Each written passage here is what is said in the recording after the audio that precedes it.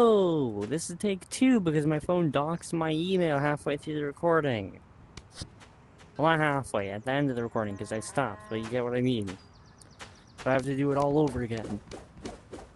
So I'm gonna get through it much faster. This time, hopefully. Now, this video... need to actually do the intro.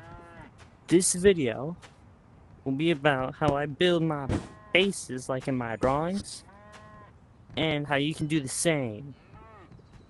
Like, the math of it. Like the cotton, the areas of the blocks, how those areas interact.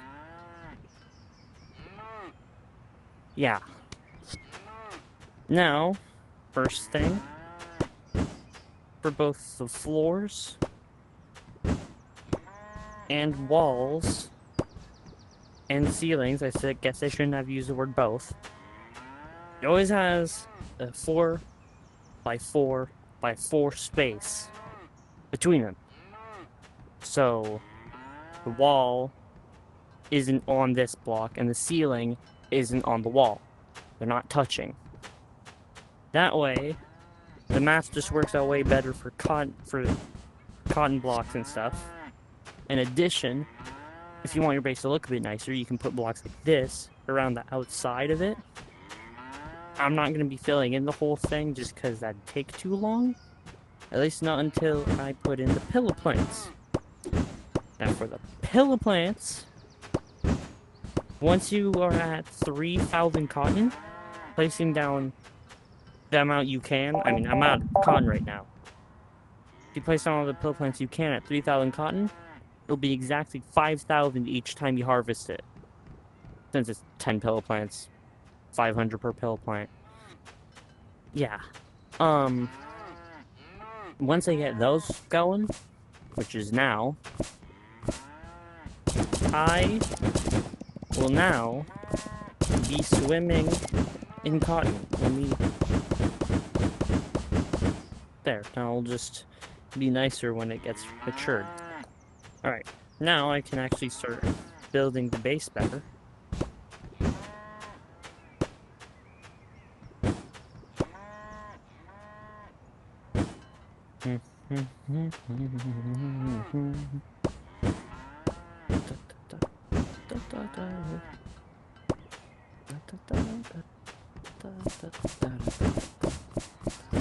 Oh my god.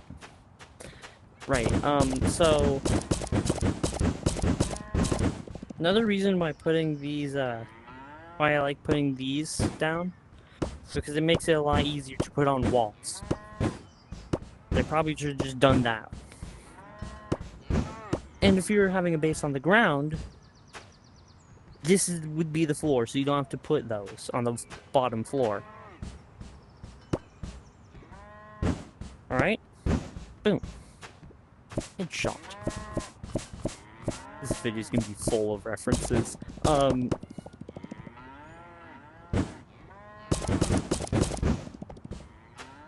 Now, from here, the other floors will be mostly the same as this. You just stack that same sort of module on top of each other. Like, you just do this sort of setup with these blocks just on top of here. But for the top floor, you can put blocks across the whole top. Oh god. Across the whole top like this. So then it's like a little balcony, railing, portcullis. That's not a portcullis. What am I talking about? And so, yeah, it looks good. And it works with fishing rods, so I need to catch fish. Put that there, or here, or wherever, it doesn't matter. And then, like, it shouldn't fly away super fast, and oh my god, well, you need to catch,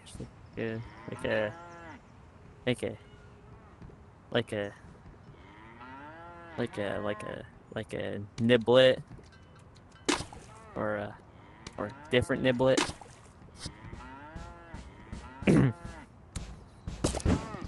Anyway, so stupid. Now, if you want to have a turn in your base, you're gonna have to bear with me. See, you're gonna have blocks like this to be able to maintain that 4-block thing. You see, I mean, you shouldn't be placing blocks on top of these, but there's like 4 blocks here. That's, you want to maintain that for each wall. So this inner corner is just going to be a little bit ugly. Unless you do that, because then it looks good. You do that. You can, I'm doing this in the wrong order, but then you do something like that. And then on the floor, on this part, it doesn't really matter because it's already 4x4. It's already a square, so it's fine. I feel like I'm forgetting. Right. So I am gonna expand the base this way a bit because what if you want there to be what if you want there to be entertainment, right? Like, you want entertainment, you're gonna need something along the lines of well, first you're gonna need cotton.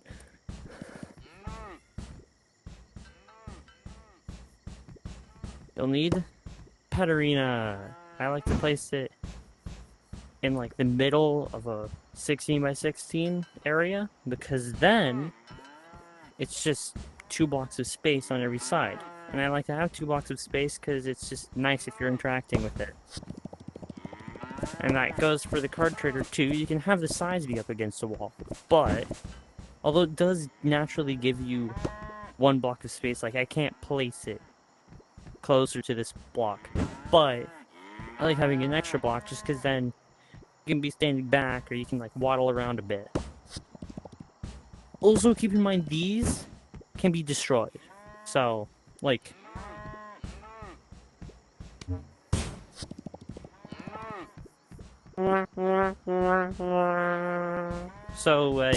if you really value those, don't have them on the open. I think that's just about everything. Oh, if you're gonna have like a thing going up, maintain the same sort of like, okay, let's say I want to have a base where it's like a bunch of like hamster tubes or like those play structures at McDonald's with a bunch of different parts connected with tubes, which is really fun to do.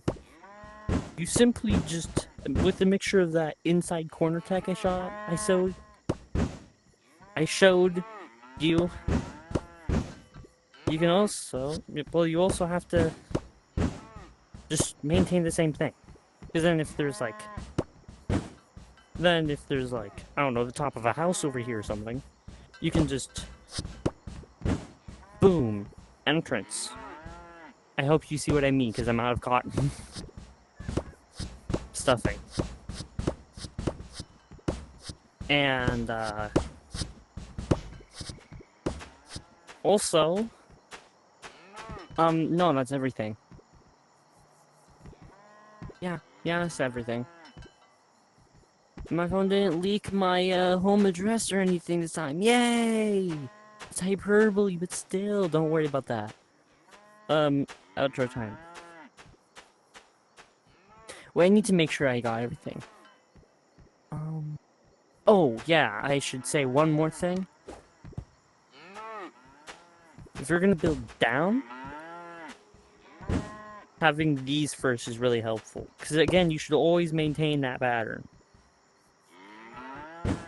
Oop. Uh-oh. It's okay. You can just break that, and then do that.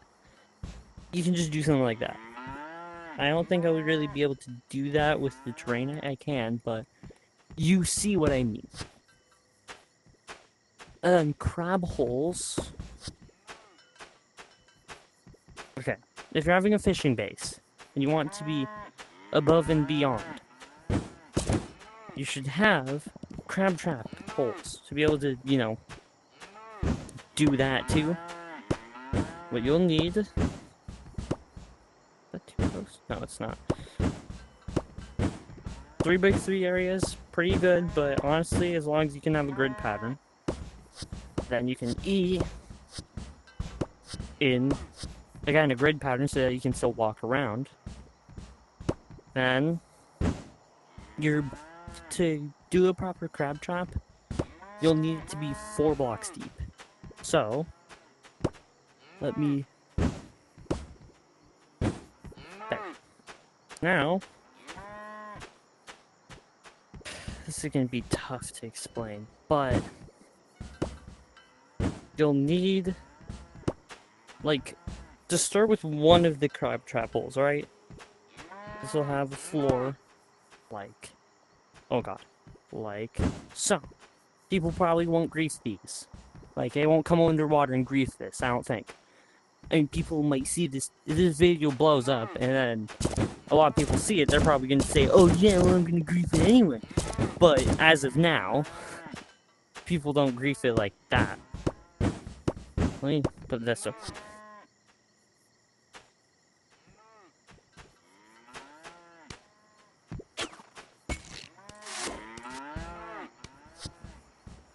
Okay, like I was saying, I'm going to put these around, just so that it's easier to place the walls.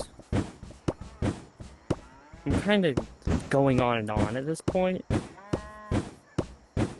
but that's exactly 5,000. I didn't even know that. I don't know, bro. Don't listen to me. You know, do the stuff that I've been saying. I don't need to keep saying this. You get the idea. Okay. Then you can place blocks along here too, just fine. Okay, but I'm just gonna cut to the quick. You might notice there's a little problem in the fact that this is not 4 wide.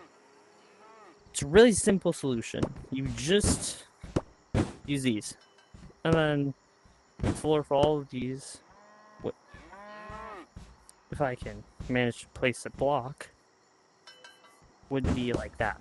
Oh, and anchors are really useful with building underwater. And, it's a basic gist. You get what I mean, right? Like, mostly just normal walls, and then these specialized walls, otherwise. And I suppose if you have 2 tunnels right next to each other, you can also use that. Yeah.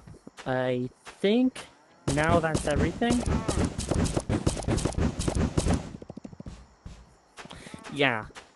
Yeah, that should give you enough of an idea. Oh, no. Like, don't say, like, oh, this is going too deep, bro. It's not that deep. It is that deep. If you want to have a good base, it's that deep. It is most definitely that deep.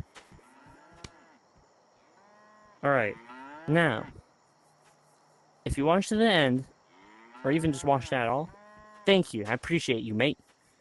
I don't know why I said mate. That's not part of my vocabulary.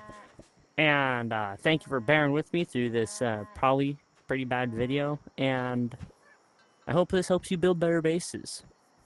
And also, I'd like to add this only really applies to play mode.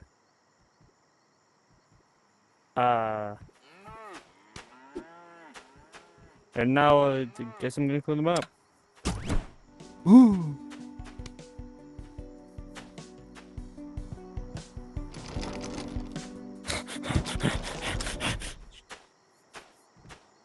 Bye.